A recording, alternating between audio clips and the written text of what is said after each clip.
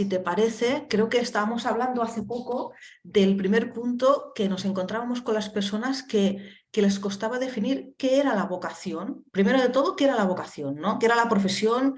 ¿Qué era la vocación en la que ganamos o no dinero? O sea, aclarar estos puntos, definir, primero de todo, qué sería el tema de vocación y el tema de profesión, por ejemplo, Joan, como arranque, como contexto.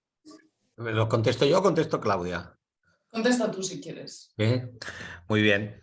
Bueno, este es un tema apasionante y realmente clave, ¿no? El hecho de cómo comprendemos esto, ¿no? Porque a menudo tenemos un cierto lío, ¿no? En referente a cuando hablamos de la vocación y hablamos de la profesión, y tenemos un cierto lío en la cabeza y también en el corazón respecto de esto. Y estamos muy relacionados con la vocación y la profesión desde un lugar que a veces no somos conscientes de ello, pero que tiene que ver sobre todo con el permiso que tenemos para tener vocación o para tener profesión. O sea, y a veces ese permiso, ¿con qué tiene que ver? Pues ese permiso tiene que ver esencialmente con nuestras familias.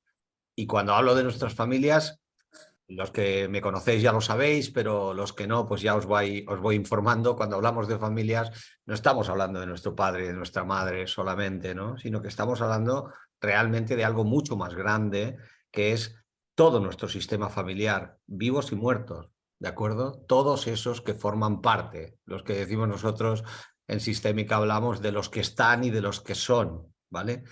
Entonces, de algún modo, la vocación y la profesión tiene que ver con esto, ¿no? Porque vocación tiene que ver con aquello que nuestro corazón dice sí de una forma fácil, ¿de acuerdo?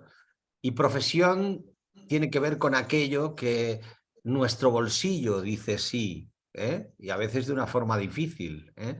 Es aquello que de alguna manera tiene que ver con eso que yo llamo normalmente las familias del ser y las familias del tener. O sea, las familias que contactan realmente más con un aspecto de posibilidad o de libertad para poder tomar aquello que las personas quieren ser en la vida, ¿no? Y que el corazón dice que sí. Y luego estas familias del tener que tienen que ver más con el hecho de que ha habido hechos en la familia durante generaciones en las cuales la vida ha costado mucho esfuerzo, mucha dificultad, ha habido muchas emociones difíciles, hechos muy complejos y hay introyectos muy fuertes o creencias limitantes muy fuertes que, por ejemplo, dicen, vamos, si esto no da dinero no vale, hay que ganarse la vida. Entonces, claro, cuando alguien se acerca a decir, bueno, yo quiero ser artista, en este caso que estamos con el arte, ¿no? Pues yo quiero ser artista, pues el papá o la mamá le dice, sí, sí, hija, tú sé artista, pero estudia algo que te dé dinero, ¿no? Entonces, eso es una familia que viene del tener, claramente, ¿no? El mensaje es evidente, ¿no? Bien, por lo tanto, para que lo entendáis, ese sería el origen. Y eso en nosotros acaba siendo el hecho de que tenemos mayor o menor permiso para permitirnos mirar a nuestra vocación.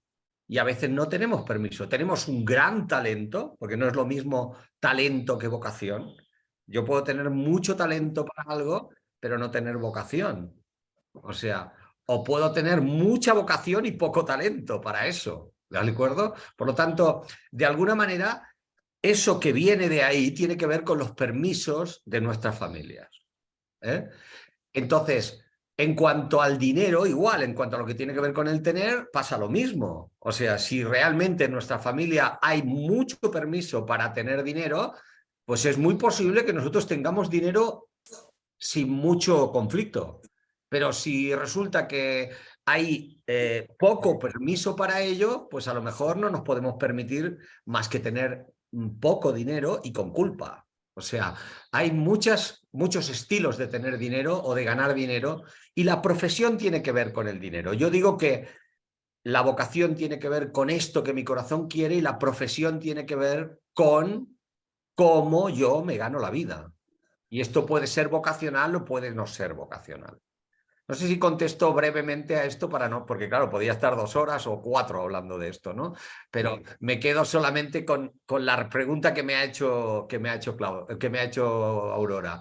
Claudia, no sé si tú quieres decir algo más o quieres... Sí, bueno, es que, claro, con cualquier afán creativo y también en general, yo creo, a mí lo que me pasa es que muchas personas cuando hablo de educación y de profesión no entienden la diferencia de alguna manera y sobre todo cuando hablamos de profesiones como el arte o la terapia o el coaching que tienden a ser muy, que vienen de una pasión y de una vocación muy grande, ¿no? Es como que no entienden cuándo es profesión y cuándo es vocación. Y es que realmente es tan fundamental, sobre todo cuando hablamos de creatividad, separarlo, saber cuándo estás trabajando como un profesional, cuándo es tu profesión y cuándo es tu vocación. Es decir, la vocación, como has dicho, sería eso que a tu alma le pone, básicamente. Pero no solo que le pone, sino que necesita sacarlo al mundo. Esta es la diferencia también entre la vocación y el hobby, ¿no? Porque yo tengo muchos hobbies, a mí me encanta leer, pero yo no hago clubs de lecturas, por ejemplo, porque es importante también saber mantenerlo de manera íntima, lo que necesitas que sea íntimo. Y cuando hablamos de profesiones vocacionales, de vocaciones profesionales, de vivir del arte, hay tantos precios a pagar, tantísimos precios a pagar, que hay que tener muy, muy claro cuándo, o sea, esta separación, ¿no? de estos dos conceptos, de vocación y de profesión. Está muy claro, Claudia, eso, porque en realidad, si somos capaces de clarificar esto, podremos darnos cuenta de que cada uno tiene síntomas concretos. Por ejemplo, digamos, no me puedo permitir esto que amo tanto, que es pintar, por ejemplo, o dibujar, ¿no? Y sin embargo, lo hago, pero lo hago solo para mí, como ella decía, como un hobby, ¿no? Y a lo mejor soy realmente un artista, realmente soy un artista que no soy capaz de mostrar esto porque si lo muestro hay algo de mí que se siente, por ejemplo, con una emoción de vergüenza, ¿no? O con una emoción de miedo, ¿vale? Entonces, el poder ser capaces de detectar esto que yo llamo los síntomas, permite que a partir de ahí podamos tirar de ese hilo y ver verdaderamente este síntoma a dónde te lleva. ¿A dónde te lleva? Y a lo mejor te lleva a la familia de tu madre o te lleva a la familia de tu padre. Y ahí es donde podemos actuar con esto, ¿no? Que es un poco lo que con Claudia planteamos, porque a menudo cuando se enseña arte o se trabaja arte, o sea, pues sobre todo se está trabajando con lo que significan las técnicas y esto es muy importante, ¿no? Y el genio creativo, ¿no? Que tienen las personas. Y esto, por supuesto, que es muy importante. Pero todos esos bloqueos que están detrás, también tienen una importancia capital. Y muchas veces en el hecho de que, por ejemplo, muchos artistas que tienen mucho genio creativo y que son muy buenos, o sea, acaben no explotando esa situación a nivel profesional, quiere decir que quieren convertirlo en lo que nosotros llamamos una vocación profesional, o sea, no solo una vocación, sino que además quieren que eso les dé dinero, quieren convertir que sea en una vocación profesional, y cuando intentan ese movimiento, pues a lo mejor resulta que son muy buenos artistas, por lo tanto, la V la tienen muy bien situada, la vocación la tienen muy bien situada, pero luego al pasar a la profesión, al entrar en lo que significa la parte de económica, entonces ahí tienen un bloqueo en el tener como una catedral, ¿de acuerdo? Que a lo mejor está en el abuelo o en el bisabuelo y no tienen ni la más ligera idea de que eso es así. Entonces, ¿qué sucede? Bueno, nosotros lo que planteamos como nuestro trabajo es el poder ir. Claudia, evidentemente, tiene toda la experiencia del mundo en hacer esta parte más de genio creativo, ¿no? Y evidentemente, pues la que yo veo como mi parte, donde yo realmente puedo aportaros bastante, es en poder realmente ir a toda esa parte que tiene que ver con lo que se queda bloqueado atrás, tanto en lo vocacional como en lo profesional. Claro, pero es que cuando hablamos justamente de lo creativo, yo llevo años acompañando a personas que hacen arte y jamás he dicho esta línea tiene que ser así.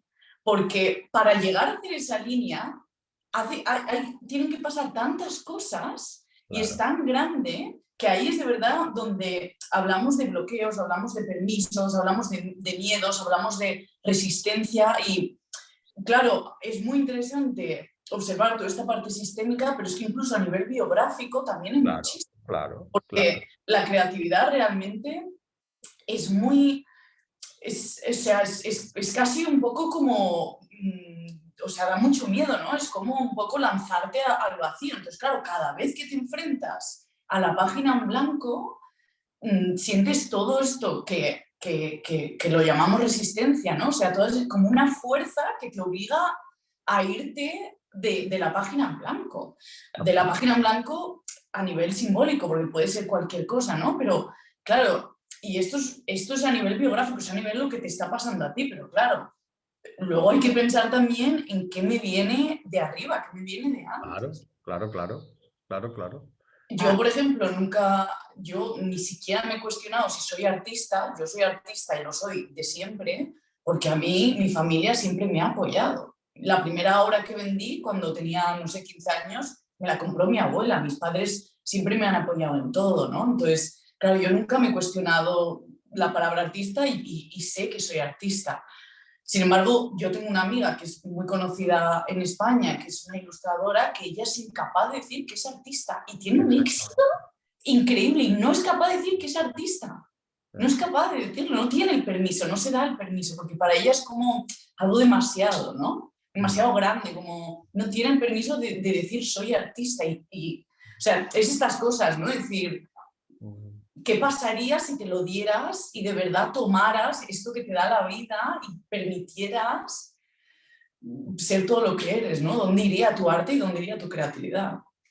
Claro, es que al final es algo muy interesante ver que somos somos el resultado emocional y también físico, o sea, psicológico, o sea, yo siempre digo psíquico, físico, o sea, químico, psíquico y físico de nuestras familias, de la familia de nuestro padre y de la familia de nuestra madre, atrás y adelante. Y ese resultado está lleno de permisos y de negaciones. ¿De acuerdo? O sea, está de permisos y negaciones, algunos que son explícitos, pero muchos otros no son explícitos, son implícitos. Están en los propios silencios, en los gestos. No olvidéis que la comunicación humana, lo verbal es aproximadamente un 20-25%. El resto es no verbal. Y esa comunicación no verbal es absolutamente definitiva en nuestro proceso de respuesta de permiso o no permiso. Y cuando tú te ponías delante de la página en blanco para pintar en tus primeros momentos de vida y tú veías la cara de tu padre, de tu madre, de tu abuela, o los gestos, o la atención o no atención que ellos podían poner cuando tú le enseñabas el dibujo a papá o le enseñabas el dibujo a mamá o a la abuela, eso fue definitivo, absolutamente definitivo. Porque tú ahí sentiste el permiso o el no permiso y te lo comiste con patatas, absolutamente. Entonces, claro, estas cosas que son inconscientes, que han quedado en nosotros grabadas, ¿de acuerdo? Porque, como dice el dicho, el cuerpo lleva la cuenta, ¿no? Pues evidentemente, ¿qué sucede? Que como quedaron grabadas, tú reaccionas desde lo que llamamos la lealtad invisible, una lealtad invisible. Y aunque esa lealtad te conduzca, por ejemplo, a la miseria, aunque seas una artista maravillosa, pero en realidad tu lealtad con lo económico, con el tener, con la profesión, es ser pobre como tu madre o como tu padre, pues tú no te sentirás tranquila si no eres pobre. Claro. Es todo esto que te estoy diciendo, pero esa es tu lealtad invisible. Entonces, si no eres capaz de ver ese síntoma y trabajártelo, es muy posible que sigas el resto de tu vida haciendo lo mismo, siendo una genia, siendo una tipa que tienes una mano y un corazón para pintar, para dibujar, para lo que sea, Pero bueno, hemos visto muchísimos casos de grandes artistas que eran grandes artistas y estaban en la miseria más absoluta. Esto creo que está lleno, ¿eh? No me voy a poner yo como especialista, me estoy a decir a Claudia, pero está lleno, ¿no? Pero evidentemente, ¿de dónde viene eso? ¿De que fueran incapaces de vender un cuadro? No, viene de la lealtad, de sentirse tranquilos o inocentes por el hecho de ser como los suyos, ¿vale? Entonces, ese tipo de creencias limitadoras necesitamos al menos ser conscientes para tomar la decisión de qué queremos hacer con ello. Y por supuesto que son creencias limitadoras transformables. Las podemos transformar. Esta es la situación. ¿Lo Sí, veis? sí, totalmente. Bien. Joan, Sí. Claudia, respecto a esto que comentáis, ¿sí? Si os parece bien, queríamos hacer un pequeño espacio de reflexión respecto a lo que estamos comentando con las personas que están en la masterclass. Es decir, por ejemplo, los próximos 5 minutos, ¿vale? Sí. Vamos a mirar el tema de pregunta muy clásica, los talentos, ¿vale? Ahora mirad vosotros si tenéis permiso para los talentos, si sois capaces de reconocer que tenéis talentos, ¿vale? Que sería el primer punto. Después, cada uno de vosotros os lo podéis plantear ahora, ¿no? Después pensad en vuestra vocación. ¿Tenéis vocación? Porque hay personas que no tienen ni vocación. El permiso es tan corto que no hay permiso ni para tener vocación. ¿Tenéis vocación? Y luego, ¿qué lugar le dais a esa vocación? ¿Os gustaría que fuera una vocación profesional, pero no os podéis permitir eso? ¿Sentís un freno? ¿Cuál es el lugar que hay en respecto a la vocación? Y después con el dinero. ¿Cuál es la dinámica que yo tengo con el dinero? Porque son tres cosas que están muy vinculadas a lo que Joana y Claudia están explicando.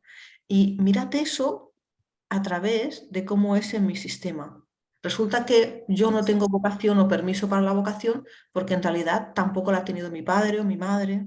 Entonces, podéis ir planteando esto y si alguna de las personas que está mientras tanto en el chat tiene alguna duda o quiere compartir su caso, puede compartirlo en el chat. Porque, por ejemplo, como lo que solemos encontrarnos muchas veces también es que muchas personas tienen vocación, pero no hay permiso para ganar dinero con ellas, por ejemplo, para profesionalizarlas. ¿Sí? Ese es uno de los casos más típicos. Entonces, os vamos a dar estos 2-3 minutos para que os planteéis si sois capaces de reflexionar respecto a este lugar desde esta mirada que nosotros llamamos la mirada sistémica, que es más amplia, que tiene que ver con lo que a mí me está pasando respecto a estas áreas, está totalmente relacionada con los permisos y creencias que hay en mi familia. Porque Y luego, si un apunte, si alguna persona dice, bueno, pero es que yo no tengo una vocación, yo no tengo como una gran pasión, porque a mí me gusta hacer surf, y me gusta hacer no sé qué, me gusta esto, me gusta lo otro, me gusta y tienes 10 hobbies que te encantan en tu vida, también sirve. O sea, es Sí, decir, sí, porque los hobbies, que antes lo hemos comentado, o sea, los hobbies normalmente están relacionados con talentos que tenemos. claro, O sea, muy difícil que uno tenga un hobby y que no conecte con algo que es un talento que él tiene. Esos talentos, por lo tanto, una forma de encontrar vocación es mirar hacia los hobbies, ¿eh? Y desde los hobbies ir a los talentos también, o desde los talentos ir a los hobbies. Pero el hecho de que uno tenga hobbies no significa que eso se convierta en vocación. O sea, eso es una decisión posterior. La diferencia entre un hobby y una vocación es que un hobby, como decía antes Claudia, un hobby es algo que uno hace para sí mismo. En cambio, cuando convierte un hobby en una vocación es porque toma la decisión de que ese hobby lo ponga al servicio de otros. Quiere que los demás también lo puedan ver o lo puedan conocer. ¿Entendéis? Entonces, por lo tanto, esa cuestión entre hobby y vocación es talento, hobby y vocación es casi una línea clave, ¿de acuerdo? Y hay personas que no tienen vocación, pero no es porque no tengan vocación, sino porque no lo han decidido o no lo necesitan. A lo mejor sienten que a lo mejor para ellos está muy bien, que más que tener una vocación tienen una profesión donde se sienten a gusto, aunque no sea la hostia, desde el punto de vista de que les encanta, pero a lo mejor les es lo suficientemente válida como para decir yo me gano muy bien la vida, tengo un buen horario y para mí está bien tener esta profesión y luego yo tengo toda la tarde, yo que sé, para mis hobbies y yo no tengo ganas de que sea vocacional. Esto es perfectamente viable y una persona puede sentirse muy a gusto teniendo 3 hobbies o 4 o 2 y que no necesita tener una vocación. Es importante no caer en la cosa de que si no tengo una vocación no voy a ser feliz. Esto no, la felicidad es algo mucho más grande que solo tener una vocación. La vida tiene otros niveles, no solo ese.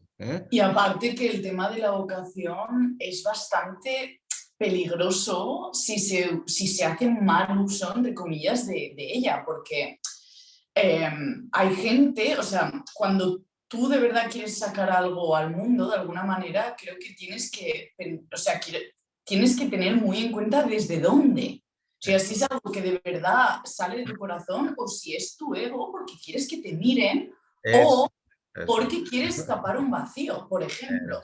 Eso. A mí me han venido mujeres a hacer coaching conmigo, a hacer sesión, que es que querían tener una vocación profesional y querían abrir una empresa y esto no sé qué, que les apasiona, que no sé qué, que no sé cuántos.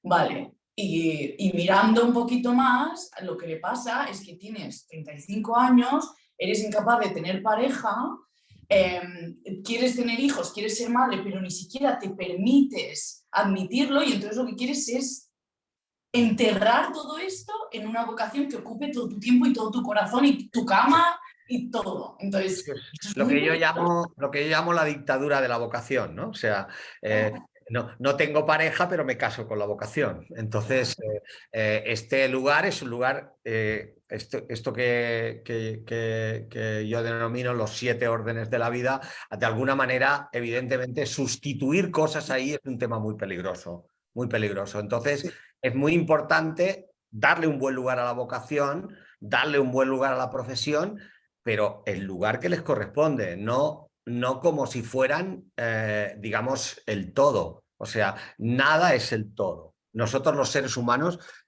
somos seres mamíferos y como mamíferos necesitamos, digamos, diferentes áreas de la vida. Si no encontramos ese equilibrio, ese balance, nos sentimos un poco mal. Entonces la vocación a veces, como es tan apasionante, a veces es casi como cuando nos enamoramos de alguien, ¿no? Que entramos como una especie de enajenación mental transitoria en el enamoramiento y no acabamos de ver bien al otro, ¿no? Pues con la vocación a veces nos pasa igual, ¿no? Que quedamos realmente obnubilados durante un tiempo hasta que nos pegamos una hostia importante y decimos, bueno, está muy bien, eres muy bonita, te quiero mucho, pero tal vez te quiero demasiado, ¿no? Y valdría la pena. Sí, total. Valdría la pena que vea un poco más, ¿no? Sí, total. Y creo que también cuando hablamos de éxito, ¿no? Cuando tú con tu vocación, incluso sea profesional o no, pero con tu pasión tienes éxito, también hay un peligro ahí grande, ¿no? Pues eso, de mucha adicción a más y a brillar y a que te miren y a que te digan cosas bonitas y olvidarte de todo lo demás y hacerte enorme. Eso es súper peligroso. Claro, aquí es el trabajo, digamos, el gran trabajo de una persona es darse cuenta de que lograr de alguna manera sentirse en la vida, yo hablo siempre de un concepto que es la moderada felicidad, sentirse moderadamente feliz en la vida, pasa sobre todo por ser capaz de alguna manera de encontrar equilibrio en la existencia. Y encontrar equilibrio en la existencia significa, digamos, no polarizarse. O sea, las cosas pueden ser muy interesantes, muy bonitas. Por ejemplo, el dinero es importante, muy importante. Claro que es importante. Claro que sí. Las personas que dicen, no, el dinero no tiene importancia. El dinero tiene mucha importancia, claro que lo tiene. ¿De acuerdo? Y la vocación, pues también tiene importancia, ¿no? Pero, digamos, ¿el dinero y la vocación son suficientes para vivir? Pues no, porque si tú, como decía Claudia, ¿desde dónde haces esto? Si tú de alguna manera haces esto desde un lugar en el que quien está mandando ahí es tu ego, que está lleno de carencias y que está de alguna manera, lo que está buscando ahí es poder, o está buscando de alguna manera que lo miren todo el día, y mira qué guapo que está, que mira qué guapa que está, y mira qué inteligente que es, y mira qué bueno que es, y mira que... Si lo que estás buscando es eso, pues es posible que lo consigas, pero el precio que vas a pagar va a ser importante, porque cuanto más arriba subes, más dura será la caída, ¿no? Sin embargo, si tú eres capaz de ser coherente y consciente haciendo lo mismo, una vocación que te apasiona y que te gusta, es muy posible que si tú eres una persona que te trabajas y que realmente estás en un lugar mucho más conectado con la realidad y no con tu ego, es muy posible que a partir de ahí, digamos, el resultado de lo que tú estás logrando ahí, eso que llamamos el éxito, o sea, entiendas que el éxito como el fracaso solamente son dos partes de la vida que te conducen a algo más grande, y no un objetivo. O sea, en realidad el éxito es una fase del proceso evolutivo como el fracaso. Y de alguna manera poder establecer eso, esto para nosotros en el trabajo que ofrecemos en Vocación, Profesión y Dinero es fundamental. O sea, que la persona que viene a trabajar no se confunda pensando, bueno, es que yo vengo a hacer un trabajo que tiene que ver con la vocación y la profesión. Sí, sí, claro que sí. Vienes a eso. Pero ¿desde dónde? Este es el tema, ¿no? ¿Desde dónde lo vas a hacer? Porque claro, si vienes a nuestro trabajo y lo único que te vamos a ofrecer es lo que ofrece tanta gente, que es, bueno, un conjunto de técnicas, pues esto, pues la verdad que tiene un valor, claro que lo tiene, ¿no? Yo no diré que no tiene valor, no, claro que tiene un valor, pero tiene un valor relativo en comparación a lo que nosotros ofrecemos, ¿no? Este trabajo es un trabajo que hacemos hace muchos años, o sea, esto no es una experiencia, esto es algo que está probadísimo. Yo llevo trabajando, creo que fui uno de los primeros que en España empezó a trabajar con asuntos de este tipo, ¿no? O sea, y por lo tanto la experiencia que tenemos en este trabajo permite verdaderamente que os podamos llevar a una experiencia presencial muy potente, ¿no? O sea, y evidentemente eso permite que podáis ir mucho más allá de la vocación y de la profesión, que podáis también explorar otras áreas de vuestra vida y que veáis un poco si estáis ahí de alguna manera haciendo sustituciones, ¿no? O sea, pues bueno, yo en realidad lo que quisiera es tener un hijo, ¿eh? Pero como me siento profundamente frustrada en mi maternidad, entonces lo que hago es que lo sustituyo por un proyecto. Bueno, pues está bien, no pasa nada, cariño. Nadie se va a enfadar por ello. Está bien, pero es importante que seas muy consciente de ello. ¿Y qué consecuencias tiene esto para tu vida si no lo haces conscientemente? Si tú eres Bueno, capaz de dar realmente, adelante. aunque lo hagas conscientemente, realmente a la larga te frustra o te decepciona porque estás pidiendo de un hijo a otra cosa, ¿no? Si hay consciencia, si la persona es consciente, ahí hay un trabajo con eso. Hacemos un trabajo muy importante con eso que permite que la persona finalmente pueda conectar con su propio camino. O sea, todas las personas no elegimos, esta idea que tenemos esta idea tan poderosa que tenemos que todo aquello que nosotros queremos lo vamos a lograr, pues lo siento mucho, pero esto no es así. Esto es una idea muy incorporada al desarrollo personal hoy en día, ¿de acuerdo? Pero es que ¿sabéis qué pasa? Que es que la vida es más grande que nuestras ideas, ¿no? Y entonces la vida tiene sus propias decisiones. Y hay cosas que a mí me gustaría que fueran diferentes, por ejemplo, yo qué sé, pues tener una melena hasta aquí, ¿no? Por ejemplo, no, pero soy calvo, ¿de acuerdo?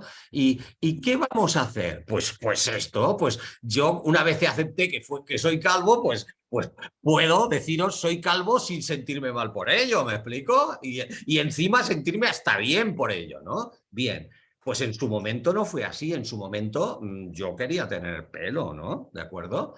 Entonces, Bueno, el tránsito de poder mirarle a la cara a la realidad y poder decir, pues no, no tendré un hijo, no lo voy a tener, porque resulta pues, que no estoy dispuesta a pasar por un proceso de reproducción asistida, o sí, o yo qué sé.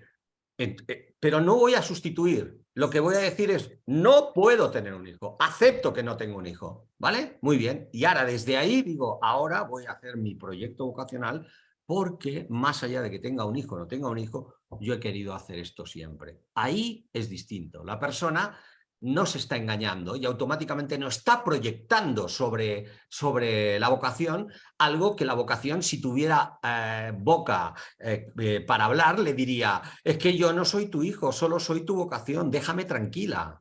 Pero como no puede, pues entonces, al final, ¿qué sucede? Que la que acaba sintiendo esa dificultad es una, que acaba diciendo, hostia, ¿qué estoy haciendo con mi vida? No os podéis imaginar los casos que he tenido de gente muy exitosa, de gente que conocéis todos en consulta y que me han llegado a decir, yo soy una desgraciada, ¿de acuerdo? O un desgraciado. Y esta persona multimillonaria y archiconocida mundialmente, ¿vale? ¿Y por qué eres un desgraciado? Porque yo he permitido que mi vocación fuera, de alguna manera, una tirana para mi vida. Y ahora, con 45 o con 50 años, miro y digo, vale, estoy forrado, tengo mucho éxito, pero ¿cuál ha sido el precio que yo he pagado por esto en mi vida? Por tanto, esto también forma parte del curso, también forma parte de nuestro trabajo, que tengáis visibilidad sobre esto. O sea, que vayáis más allá del hecho solamente de la vocación, profesión y el arte, que es el objetivo número uno, ¿de acuerdo? Pero hay subobjetivos que son claves en esta formación que llamamos vocación, profesión y dinero, ¿no? Y arte, ¿vale? Gracias, Joan. Claudia, tenemos ya algunas preguntas y algunos feedbacks. Venga. Antes de darles un lugar, ¿sí? Me gustaría que hiciéramos hincapié a algo de lo que no hemos hablado, que sería la referencia a la culpa buena, a cuando, ¿qué me pasa a mí cuando me va mejor que a los míos? ¿O qué me pasa a mí, por ejemplo, cuando yo vengo de un sistema donde toda mi familia, por ejemplo, gana lo suficiente y yo de golpe tengo muchísimo éxito, gano mucho dinero? Y muchas veces las dinámicas de las personas es ponerse en problemas. Acaban teniendo dificultades, acaban tirando el dinero, acaban perdiendo el dinero porque no pueden sostener ese amor ciego al sistema o ese amor al sistema de toda esta parte, ¿no? Que a veces que nos vaya bien, si no hemos podido hacer un buen trabajo con ello, nos puede llevar a más dificultades. ¿Contesto yo o contestas tú, Claudia? Dale, dale, contesta. ¿Contesto yo o tú? ¿Qué Sí, quieres? sí, tú. ¿Contesto yo? Muy bien. A ver, este es un tema capital y clave, ¿no? O sea, es largo, y por lo tanto voy a intentar hacerlo muy cortito, ¿no? Pero normalmente todos nosotros cuando de una forma inconsciente o conscientemente tomamos la decisión de saltar esas lealtades que tenemos invisibles con los nuestros, o sea, por ejemplo, la lealtad invisible a decir no me permito, por ejemplo, ganar más dinero que mis propios padres, ¿vale? O que mi padre o que mi madre, ¿no? O sea, y resulta que empieza a venirme dinero y yo lo que hago para ser como mis padres pues es, pues a lo mejor invertirlo mal, que lo dejo, me lo estafan, busco formas de deshacerme del dinero. Es como si tuviera un agujero en la mano, ¿vale?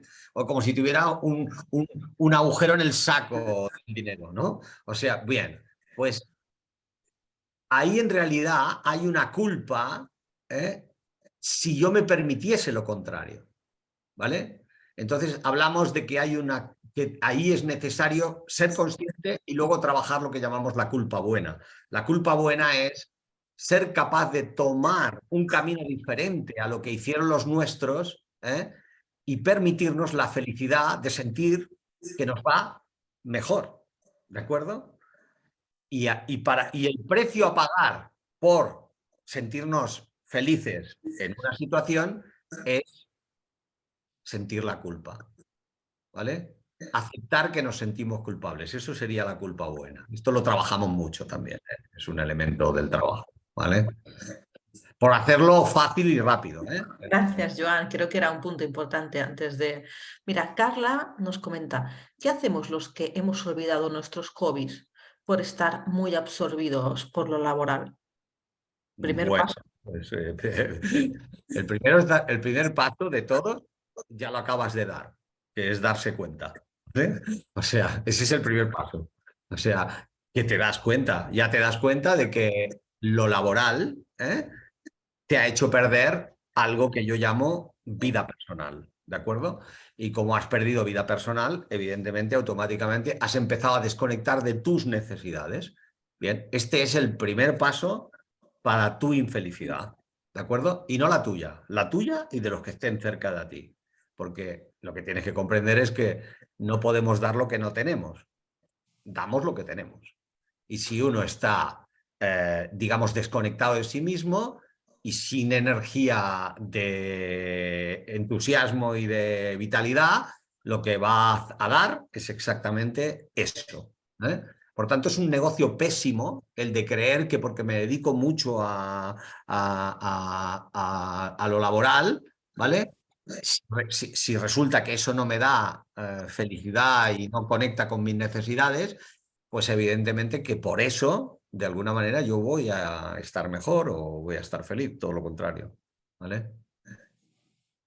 Y yo creo que algo muy clave que yo hago también, este ejercicio lo hago hacer mucho, es que prueba a tomarte una hora para ti al día y a ver, y llénala con cosas que te gusten, a ver qué pasa ahí. Y muchas veces lo que pasa es que la gente dice, no, pero es que yo no tengo una hora al día. Pues si no tienes una hora al día para ti, o sea, no hay nada que puedas hacer. ¿Qué vas a hacer si no tienes una hora para ti al día? Al día. Entonces, para mí, crear este... Muchas veces eso tiene que ver con la mirada propia, ¿de acuerdo? Con no tener permiso para esto. Entonces, no tomarse el permiso, porque muy a menudo esas horas para uno tienen que ver con cambios en la estructura del día de la persona y es bastante posible, ¿eh? Entonces, dices, Carla, dices, la tengo pero me siento perdida. Bueno, ahí hay otras cosas y sería importante, Carla, que esa sensación de pérdida la identifiques tal vez como una oportunidad de entender que esa sensación de pérdida a lo mejor te está diciendo que es el momento de escuchar por dónde realmente quieres caminar. Date espacio, aunque sea para preguntarte eso, ¿de acuerdo? Serías una muy buena candidata para este trabajo que estamos planteando con Claudia. Sí, Carla, yo te invito de verdad que te apuntes, porque es como para ti esto. Muchas gracias. Marta también, bueno, a lo que comentabais, nos encontramos con muchas personas que dicen, ostras, es que yo trabajo 10 o 11 horas al día y en mi familia está muy bien visto currar a tope y que el trabajo sea lo primero, y tengo 45 años y pienso, ¿esto para qué, no? Llega un punto que dices, bueno, ¿y esto para qué, no? ¿Sí? ¿A dónde me va a llevar? Bueno, Marta, tengo esta pregunta. Si detectamos los bloqueos creativos por este transgeneracional y estas creencias, por no haber tenido nunca este apoyo en cuanto al arte o a los talentos, a la vocación, pero no conseguimos desbloquearlos, ¿qué diríais? Si no consigue, cuando no se consigue desbloquear Ujú. algo, o sea, cuidadito con esto. Desbloquear algo no significa cambiar lo que pasó. O sea, es importante no entrar en este poderosismo del desarrollo personal de mucha gente que habla por ahí. ¿De acuerdo? O sea, cuidadito con los que van diciendo que lo cambian todo porque son más peligrosos que un gato en una piscifactoría. No hay cosas que no hay forma de cambiarlas. Lo que pasó, pasó, sucedió. Y no lo vamos a cambiar. Yo trabajo con las constelaciones familiares, con las constelaciones organizacionales, que son muy potentes como método de transformación y muchas otras cosas. Pero yo no soy de los que digan que todo se puede resolver y todo se puede cambiar. Esto no es cierto, ¿de acuerdo?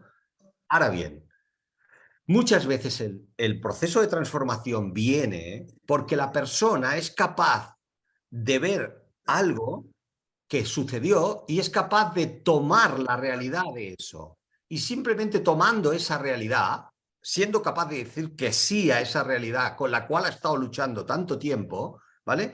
Eso ejerce un proceso de transformación y desbloquea la situación. Porque muchas veces el bloqueo no es solo lo que pasó, ¿me explico? Sino dónde te pones tú respecto de eso que pasó. Tú a lo mejor, la mayoría de problemas que tenemos en la vida tienen que ver con que estamos diciendo no a algo, estamos luchando con algo y diciendo no a algo. Y ahí nos estamos desgastando en ese no. Entonces, ¿qué sucede cuando tú eres capaz de llegar a ese contenido y darle un buen lugar a eso? Darle un buen lugar. Eso no significa resolverlo. O sea, digamos, nadie puede resolver el hecho de que a lo mejor tu bisabuelo pues era alcohólico y era un maltratador y resulta pues que maltrataba a la abuela. Esto a lo mejor nadie lo puede resolver esto, ¿de acuerdo? Pero el hecho de que tú seas capaz de poder finalmente darle un lugar a eso y no identificarte con eso y no llevar esa carga encima, pues a lo mejor resulta que libera ese bloqueo que tú tienes. ¿Vale? Entonces, mi forma de entenderlo y con Claudia igual es que lo importante, lo realmente importante con los bloqueos es no tanto haberlos resuelto como ser capaces de ser conscientes de ello. Porque una vez somos conscientes, a veces los procesos de resolución o de camino para ellos pueden ser más cortos o más largos. Eso depende de cada caso y de cada momento. ¿Vale? Gracias, Joan. Y también una cosa muy importante, no es lo mismo entender algo que transformarlo. Ah, no, Sí, claro. Esto claro, es es que yo puedo decir, ah, mira, yo entiendo que mi bisabuelo pues no tenía dinero, pero eso no significa que yo haya esto es muy transformado. importante. O sea, ¿Cierto? el entendimiento de algo no significa que eso transforme. O sea, entender algo tiene un proceso, tiene un aspecto de transformación, uno, ¿de acuerdo? Pero no es suficiente. Hay que realizar un movimiento que sea capaz de alcanzar la emoción y el cuerpo. O sea, que sea capaz no solo de entrar en lo que tiene que ver con lo mental, sino en la comprensión mental y lo cognitivo, sino que entre también en algo que toque la emoción y el cuerpo. Porque si no toca la emoción y el cuerpo, difícilmente será transformador. Gracias.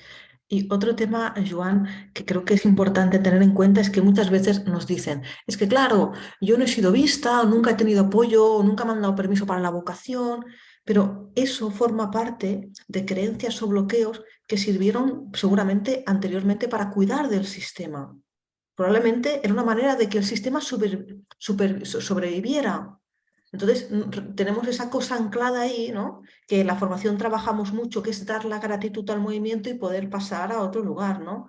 Sí, sí, sí, Claro. sí. Tal cual tú, Mira, tal cual tú. luego, Florencia dice, gracias por compartir. En mi caso, la familia viene de un liderazgo basado en el tener, humilde, no me he sentido vista ni apoyada y soy diseñadora y fotógrafa. He estado intentando dar salida a mi proyecto fotográfico. La fotografía me ha acompañado desde mis 11 años, es una manera de canalizar las emociones, etcétera, etcétera, como algo que sale puro de mi corazón, ¿vale? Y siento que estoy desarrollándolo y creciendo ahora que puedo llamar un proyecto que ya llevo muchos años reflejando mi trabajo. Pero ella siente que en su caso, por ejemplo, como era todo del tener, este espacio de fotografía, que cuando son del tener, el espacio de vocación, profesión, es muy difícil, tanto en el reconocimiento, ¿sí? Como en la parte de... Entonces, otra pregunta de Ana es, ¿cómo te desprendes del ego? ¿Vale?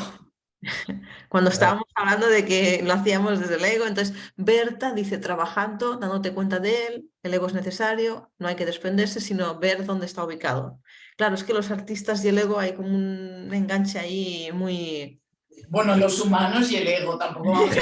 Yo creo que colocarle esto a los artistas es Bueno, es como más, ¿no? un poco No, pretencioso, ¿no? no, porque por ejemplo los que somos ingenieros parece que no somos tan, ¿no? No, que va, que va. Ah, Sois una maravilla. No, los informáticos no tenemos ego, somos unos pringados, ¿no? No tenemos ego. No, solamente son egos diferentes, pero el ego va con patas en la mayoría de los miles de millones de personas que estamos en el mundo, ¿no?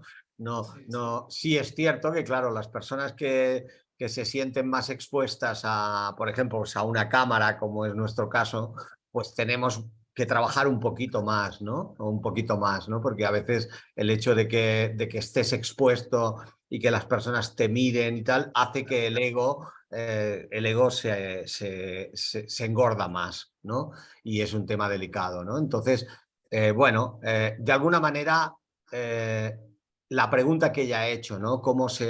Bueno, cómo te ¿Cómo te desprendes del ego? desprendes del ego? Lo primero es, yo estoy de acuerdo con lo que ha dicho la compañera respecto de que no se trata de desprenderse del ego. O sea, el ego ha hecho y hace muchas cosas sanas por nosotros. O sea, gracias a él sobrevivimos en su momento, ¿no?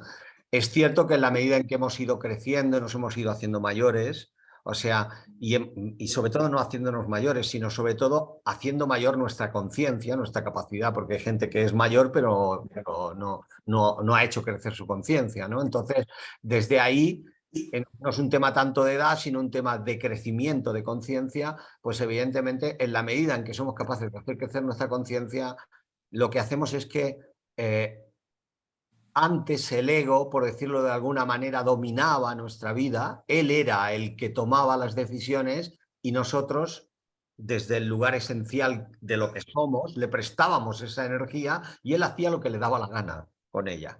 Por lo tanto, nosotros éramos esclavos de nuestro ego.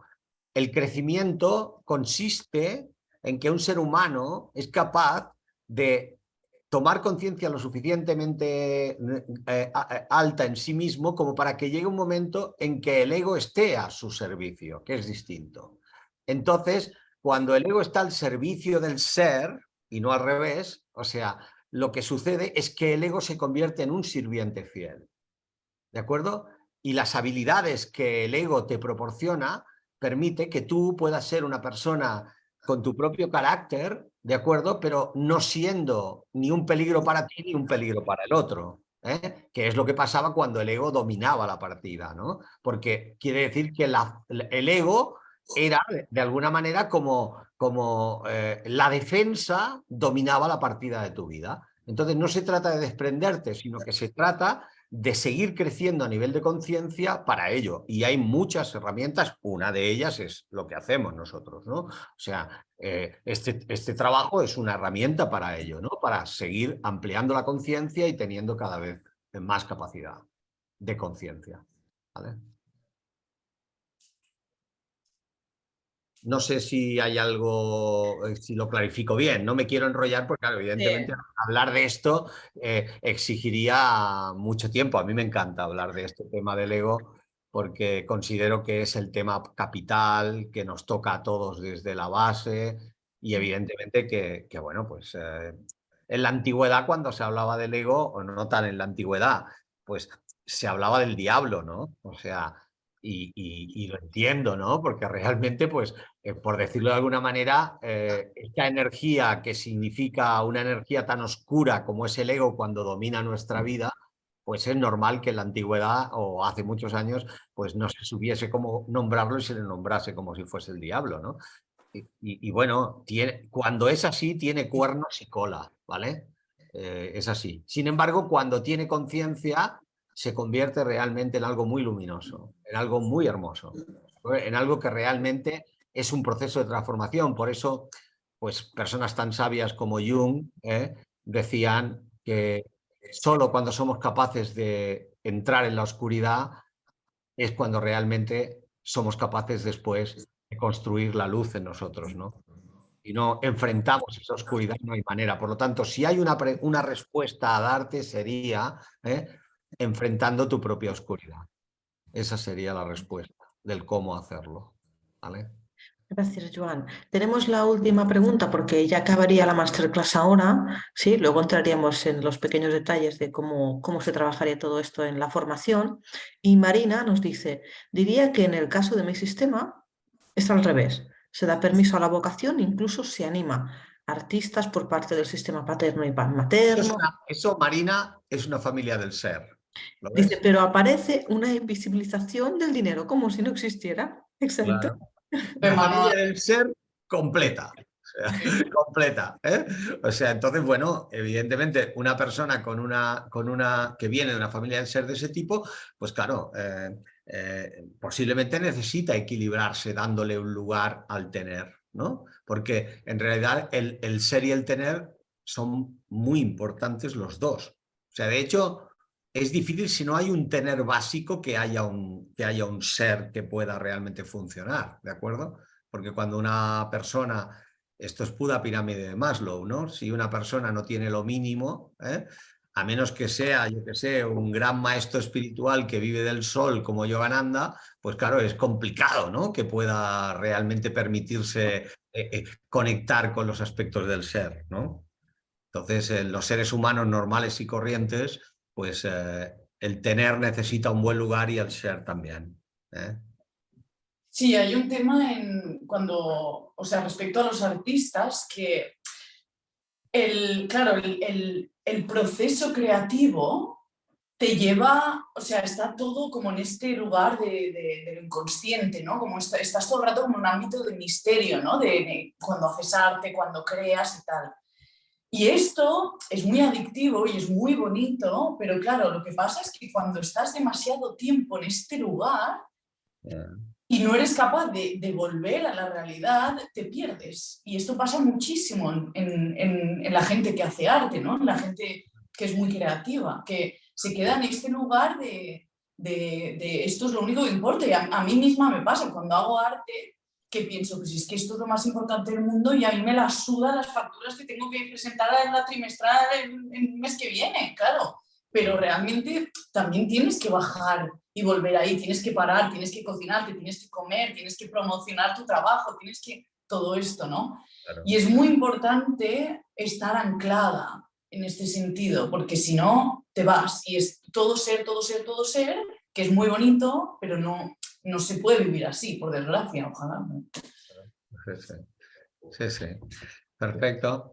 No sé si hay algo más, Aurora, o tenemos Bueno, pues en principio lo que es la masterclass, muchísimas gracias a todos los participantes. Lo que es la masterclass la cerraríamos aquí. Si hay alguna persona que... Muchísimas gracias, Guille. Bueno, a todas las personas participantes, Berta, Marta, Marina, Irene, Florencia. Carla, Chimi, Almu, Elena, Noemi, bueno, si aparte de todas las personas que tenemos, si hay alguna persona que en este momento tiene alguna duda respecto a la formación, nos está planteando realizar la formación de vocación, profesión y dinero en formato presencial en Barcelona o trabajar la de vocación, profesión y arte y creatividad con Joan y Claudia, aprovecharemos los últimos 5 o 10 minutos para poder responderles dudas directamente a alumno a alumno. ¿De acuerdo? ¿Sí? Entonces aprovechamos ahora para responder vuestras preguntas y podéis activar el micro y hacer la pregunta que necesitéis. Podéis exponer vuestro caso, ¿no? Me estoy planteando hacer la formación porque me encuentro en este momento, en esta situación. ¿De acuerdo? ¿Sí? Exponéis el asunto que tengáis y así Joan y Claudia os pueden dar una referencia de qué es lo que vais a poder encontrar, si os interesa. Marina, ibas a hablar tú, vale. Habla, adelante. No, es una pregunta muy mundana, pero el día 23 son las elecciones. Sí. ¿Correcto? Sí, se acaba a mediodía. Ya, es que yo creo que estoy en una mesa electoral. Ah. Bueno, nada, ya negociaremos cómo. Tengo mucho interés en apuntarme en la Marina, formación. ¿sabes qué pasa? Que todavía hay algunos que no sabemos. Lo importante es que ni Sí. yo ni Claudia estemos en la mesa electoral, porque si no, no sé qué pasará. Claro. O sea que yo cuando dijeron día 23 de julio, Ya. dije, hostia, ya la tenemos liada.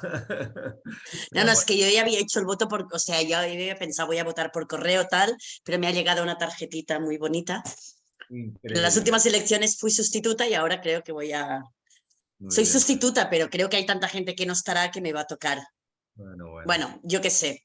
Vale, ya. Hay De todas una... maneras, también el domingo a mediodía, claro, sería una pena, ¿no? Porque el domingo es el momento de la fiesta, cuando de alguna manera nos despedimos. Pero lo que es el contenido fuerte es antes del domingo. O sea que si yo te hubiese dicho tienes que perder algo, mejor que pierdas el domingo de mañana que el otro, ¿no? Porque bueno, cuando el año que viene, si quieres, te vienes al final y lo haces, ¿de acuerdo? Y ya A la está. fiesta, ok.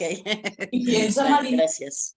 piensa también que haremos un cierre, que todavía no sabemos la fecha, seguramente en septiembre, ¿vale? Pero que haremos un cierre que ahí también podrás recuperar y cerrar lo que necesites. Eso es. No, no es seguro, ¿eh? No es seguro esto de la mesa electoral, ¿eh? Es una... Bueno, míratelo y que sepas que tengas esta info también, ¿de acuerdo? Vale, gracias. Venga. De hecho, hay una chica que creo que se ha apuntado ya, pero que ya no puede venir el viernes.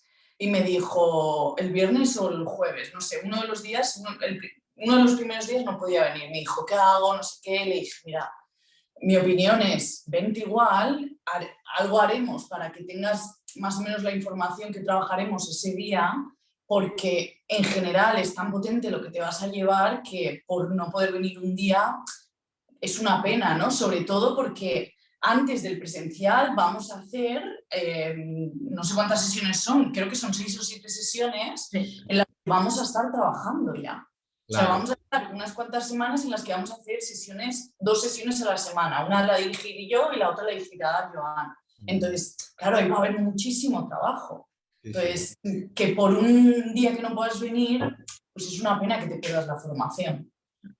Claro, es que el tema está en que la formación es vivencial, ¿de acuerdo? Y es experiencial y es un trabajo individual para cada alumno.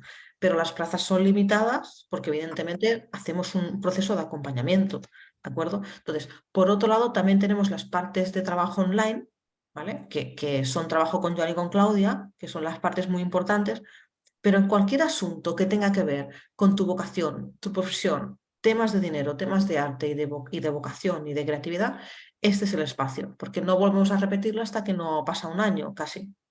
Entonces vamos a aprovechar esta edición para poder hacer un buen trabajo.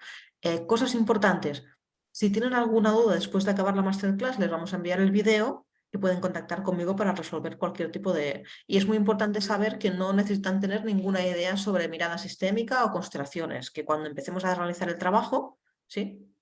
Pues ya lo podrán vivir y podrán trabajar en el proceso que necesiten. Ni creatividad ni arte. Sí, puede ser que quieras, exacto, ¿de acuerdo? Sí, es decir, puede ser alguien que quiera profesionalizarlo y también puede ser alguien que esté empezando y que quiera abrir ese espacio, ¿vale? A la hora de trabajarlo. Bueno. Si tenéis alguna otra pregunta, podéis activar el micro o levantar la mano para compartir el caso en el que estáis, si es que queréis compartir el caso en el que estáis, y si no, pues cerraremos la charla aquí.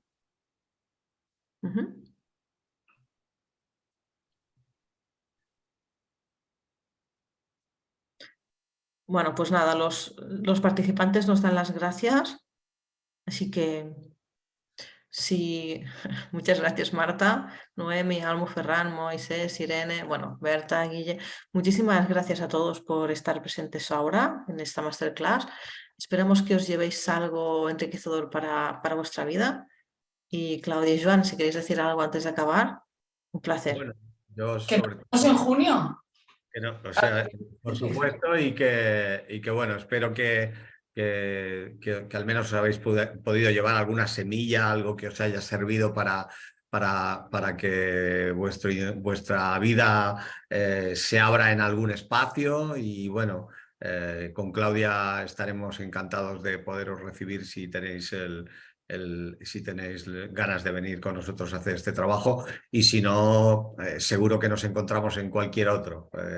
Hacemos muchas cosas, estamos en este territorio del desarrollo hace mucho tiempo y nos apasiona despertar almas, digo yo siempre, ¿no? O sea, estos nuevos sacerdocios que hay hoy en día, que son extraños, pero que es un poco lo que mueve nuestras vidas, ¿no? Este despertar desde otros lugares que nos permitan comprender de una forma más fácil y encontrar nuestros propios caminos, ¿eh? Entonces, muchas gracias. Ha sido un placer. Gracias, Claudia. Como siempre, un placer enorme encontrarnos. Y bueno, gracias Aurora por tu acompañamiento magnífico y nada, nos encontramos muy pronto, ¿eh? Gracias. Chao, un abrazo a todos. Chao.